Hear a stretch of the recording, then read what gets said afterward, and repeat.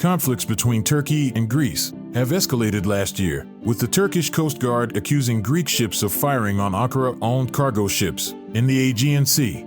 According to a statement issued by the Turkish government, no deaths were reported in the incident, which occurred at about 20.3 kilometers southwest of Bozcaada Island in the country.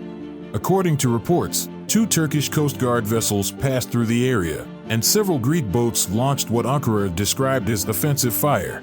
The Turkish Coast Guard also released a video showing bullet holes in the windows and ceiling of the country's cargo ship. Turkey has claimed that Greece has built a military presence there in violation of international agreements, which guarantee the unarmed status of the Aegean Islands.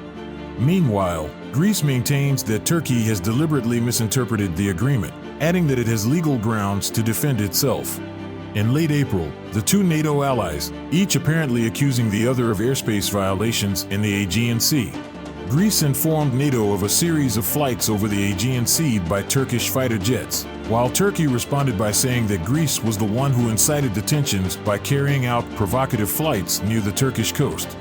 So, in this video we will see the tension between Turkey and Greece. Keep watching.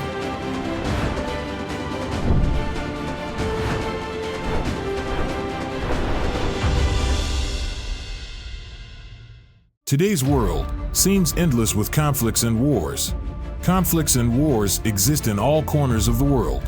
Conflicts in West Asia such as Palestine, Israel, Syria, Yemen, Iraq, the conflict between Arab countries, the normalization of UAE-Israel relations, Libya, the South China Sea conflict, the United States and China clash, the Blue Nile Dam conflict, Kashmir, Sudan, the coup in Mali, the elimination of the Rohingya ethnic group or the clash of races and ethnicities. All these events and conflicts seem to reinforce the theory of experts and international political analysts that the world is close to a big clash, which is capable of damaging and destroying human civilization currently because of the attitude and passion of some people. Despite the warmth of all these events and conflicts, a conflict that was not expected by any country in the world has arisen, namely the conflict in the northeast Mediterranean between Turkey and Greece. History of the conflict. The conflict erupted when Turkey started oil and gas exploration in the northeast Mediterranean, especially in the ocean border of the 2 countries. Greece accuses Turkey of carrying out oil and gas exploration, crossing the sea border in its country, and from there began the dispute between Turkey and Greece, which has now entered a phase where the 2 countries seem to be preparing to clash militarily, if no solution was reached at the negotiating table. Both Turkey and Greece have now started military exercises at sea, air, and land.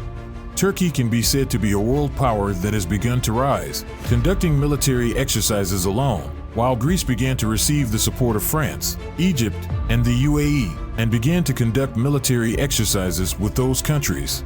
Interestingly, this clash between Turkey and Greece was joined by France, which has become a strong ally of Greece. This tense situation has drawn the European Union once in this clash, where the European Union has also warned Turkey to stop oil and gas exploration in the northeast Mediterranean, or they will face sanctions. Despite threats and warnings from France and the European Union, Turkey nevertheless continued with the exploration. Battle of the Aegean Sea. The Aegean Sea, which spans over 200,000 square kilometers, is an elongated bulwark from the Mediterranean Sea. It is located in the eastern Mediterranean basin, with the Greek peninsula to its west, and Anatolia comprising the Asian part of Turkey to its east. There are more than 1,000 islands in the Aegean Sea, almost all near Greece and some within 2 kilometers of mainland Turkey or the west coast of Turkey. Since the 1970s, Greece and Turkey have been regional adversaries over various issues over the Aegean Sea, when both asserted rival claims over their borders in the sea. The complexity of the issue under international law is now exacerbated by the lack of diplomacy between the 2 sides.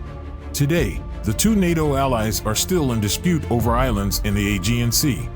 This is especially when Turkey rejects the militarization of some islands by Greece. According to Hasan Gogas, who is the former ambassador of Turkey to Greece and Austria, Turkey's position is justified, as they have several disputes with Greece in the Aegean Sea, such as the width of the territorial waters, the demarcation of the continental shelf, island relations, including the length of the airspace. Although all the mentioned issues are interrelated, Greece only acknowledges the existence of the continental shelf dispute.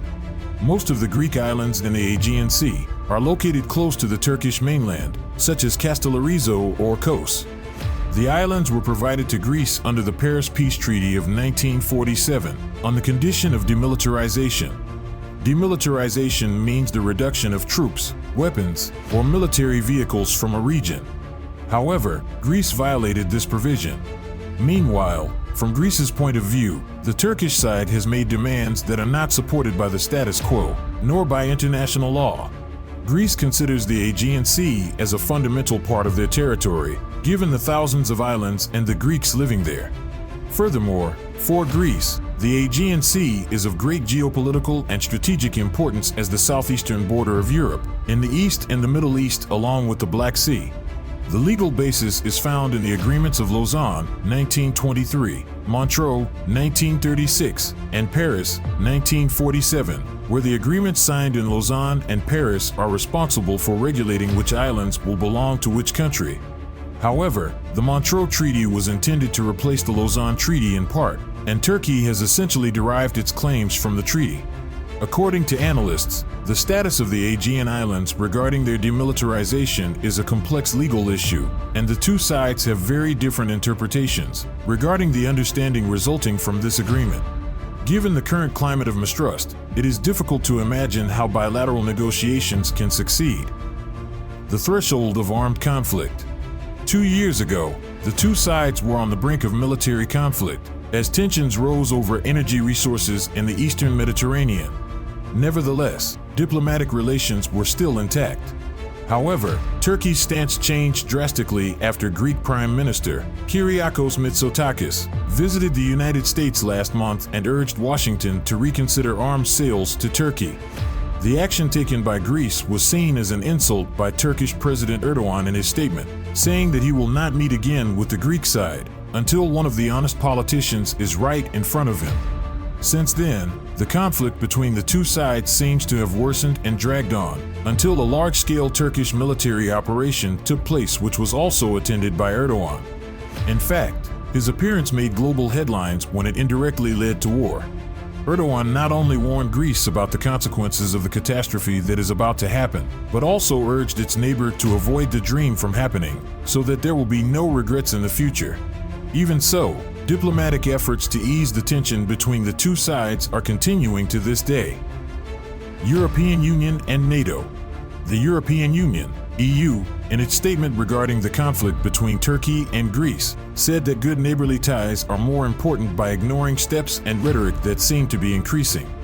Meanwhile, the Secretary General of NATO, Jens Stoltenberg, had encouraged Greece and Turkey to resolve their differences and avoid any actions that could worsen the situation.